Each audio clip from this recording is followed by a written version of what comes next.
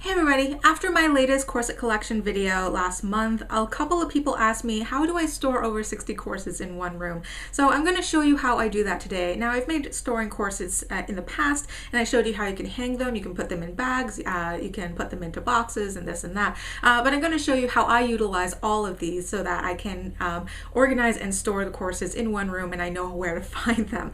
While I'm at it, I'm also going to show you how I store my fabric, all my corset making supplies, bones and this and that.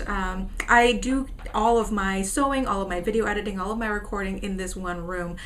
So yeah, keep in mind that I am a creative, so I am not the cleanest person in the world. I mean, I don't keep things filthy, but I do have a little bit of clutter here and there. So if you're looking for one of those professional organizer videos, look elsewhere, because you are going to see little piles of clutter here and there. But I'm going to show you how I'm able to function and keep sane when I'm doing all this stuff in one little room. So this is basically how I do it. So this will look very familiar because this is the corner where I usually record my videos, and you can see I just put my tripod up, I prop it up in the corner there so it's out of the way, so I can get into my closet or out into the hallway if I really need to. Over here at the top there, some corsets, probably 5 or 6 that are going to be reviewed in the very near future. And here you can see is where I store some of my fabric. It is kind of sort of color coordinated, and I like that it's stored in a really old stereo deck type thing. So with the glass door, so I can see exactly what's in it without opening it up. Down here I hold all of my sewing patterns. I also have it alphabetized, so I have Vogue and then Simplicity, McCall's, Butterick, etc. And within those brands, it's also organized by number, so that if I'm looking through a catalog or looking online and I find a pattern that I really like, and I don't know if I've purchased it yet because that has happened before, I can easily look it up and see if I have that pattern. So closing that back up, this is my night table, my sleeping station, that's my dog. So next to my bed is my bookcase, and there's a ton of crap on there. Up there you can see my figurines and my helmet there. Behind there is where I store my crinoline. So yeah, I just flatten it down and store it behind there so it's not in the way. And here's Sophie, you remember Sophie. And behind Sophie you can see taped onto the wall is my list for reviews, because sometimes even I can't remember what comes next, even though I've been doing it weekly for pretty much years. That is my workstation, and yes, I have started using a Mac. Mostly because I needed Final Cut Pro for all of the video editing that I do. So that's my office, and then over here, this is where I store a lot of my corset supplies and also more fabric. So here is when I experiment with a ton of heat shrink tubing for tipping bones. It turns out it's not my favorite, and I bought a ton of it because I thought that would be a wise decision. So I have a ton of heat shrink tubing that I never use, so maybe I should start selling all that off. Here I have a lot of my tools like pliers and scissors and shears and pressing bars and whatnot. Here is where I keep a lot of my boning, so I have it in rolls. I also have pre-cut lengths and busks in there as well. Down here is my tapes. So I have ribbons, just decorative ribbons. And I also have this tubular bony tape here in black and also in white. Pull it out a little bit more. This is my twill tape and grosgrain ribbon that I can use for waist tape. Some bias tape back there, and ribbon, double face satin ribbon if I want to make a ribbon corset in the future. And down there is fabric and more fabric, which is mostly poly satins. And right there is my very sad pile of the duct tape pattern that I was supposed to do a tutorial for like 3 years ago. So yeah, I'll get to that eventually. So crossing the way, this is beside my desk here. Sorry about the little piles of clutter here and there, but you know, if I clean that up, then you know, it wouldn't be a true expression of how I normally keep my room anyways. So this I got from my aunt. So it's where I keep all of my thread and small notions. And I've tried to color coordinate it as best as possible, so it's not much space in there, but you can see yellows and reds, blues and greens. And this is my industrial sewing machine, Jade, older than I am. It's a DDL 555. Here I have my little organizing case, and in most cases I have actually written down what's on there, so I know that these ones go with the C step 2. I know that some of these other ones go with American Tag, Home Pro LR, press, some like other things in here, U-tips and etc. But the nice thing about this is, yeah, it's spill proof, so if I knock this whole shelving unit over, it's pretty easy to clean up, and I have done that in the past. If I need some extra space on my sewing table, then I can just pick up this whole thing and move it.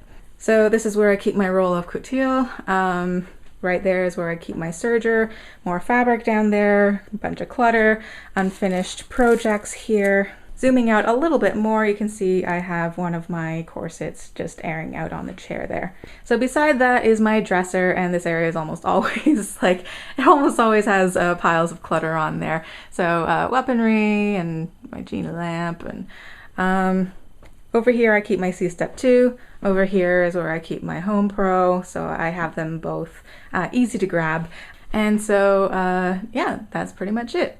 And now we're going into my closet.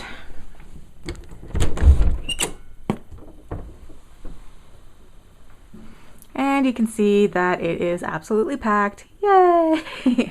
So I have corsets laid out flat in these pink boxes here. More corsets stored in bags right there.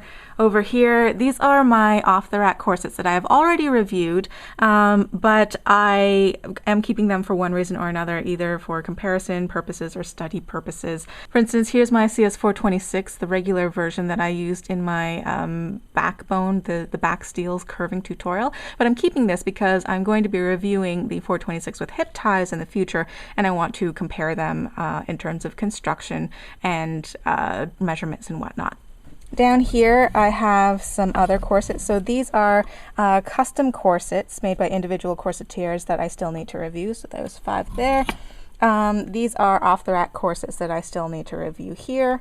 And here's a quick comparison of the old hangers that I used to use there on the left and the newer hangers that I use here on the right. And again, that's my dog.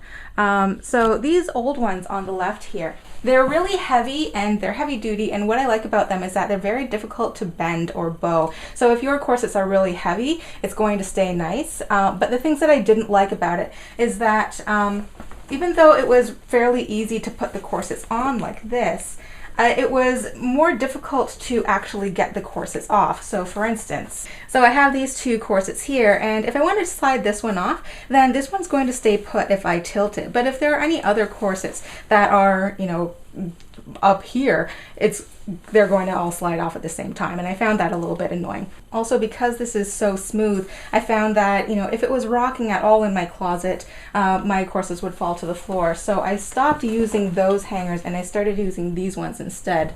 So this is a thinner steel than these, so these are more prone to bowing, I've noticed. However, this has a rubber coating on it, so the corsets they have a little bit more friction, so they're less likely to slide off. I also like that each one of these is hinged, so I can put the corset on there and click it back in, and I don't have to worry about them falling off if it's rocking in this direction. Also, it's very slightly longer than the old hangers, so I can store my long line corsets on these without fear of them sort of getting crushed at the top and bottom binding. So these hangers are good for mostly my underbust corsets that don't have a stiffened floating modesty panel, because if you do have the stiffened modesty panel, then you can't have the laces done up all the way because it's not going to fold nicely over the hanger itself. These ones are for my corsets that do have the stiffened modesty panels, and also my overbust corsets that are too long to be stored either in these little cubby boxes or too long to go onto the hangers here. So you can see that at one point there was some rhyme and reason here. I had stored them sort of vertically and facing each other, so I can sort of see through the bags here. This was my bespoke corset, this is my versatile mimosa, this is my Electro Designs Playboy overbust. Up here it says Lulu and Lush, though I know that one is my Velda Lauder corset. And then a couple of other ones that are in bags as well. For instance, this is my JL Corsets one. over here is my ribbon corset from Sin & Satin, my Couture underbust, which I wear quite a lot. So at one point this was a little bit more clean and organized, and I've tried to organize it in a pile as neatly as possible so that it, you know, the corsets aren't getting too crushed in there, but I still need more storage space. So going down here, let me pull out this cubby and put it on the bed so that you can see it a little easier. So here is my little cubby full of corsets, and these are the ones that I lay flat because, you know, there are some on the bottom that I can't get to quite easily. Those are the corsets that I tend not to wear quite as often because, you know, it's a smaller size than I wear right now, or it's, you know, not one of my favorites. I'm not gonna lie, but I'm keeping it anyways. So you can see here, also these are the corsets that tend to have stiffened modesty panels, but they're short enough in length that I can fit them into this cubby hole. So right at the top here, this is my contour corset trainer, and in between each one I have acid-free tissue paper, and that prevents the corsets from rubbing together, and like it's basically preventing dye transfer and dirt transfer or whatever else might transfer between the corsets. So you can see there I just have a piece of tissue between each one, and yeah.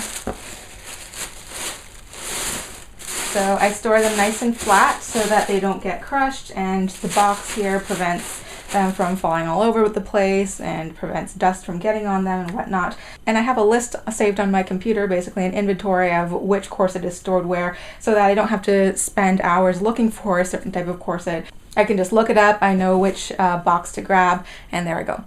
And so if you want to take a peek under my bed, I have no monsters here, just monstrous amounts of fabric. So here is where I keep all of my laces, and I have no idea how I managed to collect so many laces over the years. I have a ton of laces, more laces than I could probably use. That's why whenever somebody buys like a gently used corset from me, they get free laces, because look how many I have. I need to get rid of them.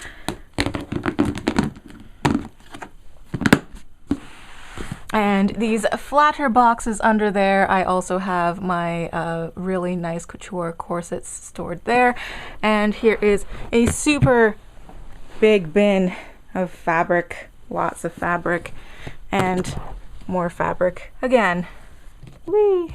So I hope this video answered some of your questions as to how I do all of my corset related stuff in just one room. I hope it gave you some ideas. I hope you found it informative, and I hope you liked it. If you did, please remember to click that like button. If you have any other suggestions for storage, I would love to hear your suggestions, because I'm always kind of reorganizing things and trying to make it as efficient as possible. So feel free to leave a comment below and tell me what you do, or better yet, make a video of what you do. I will see you all next week for another video. Bye.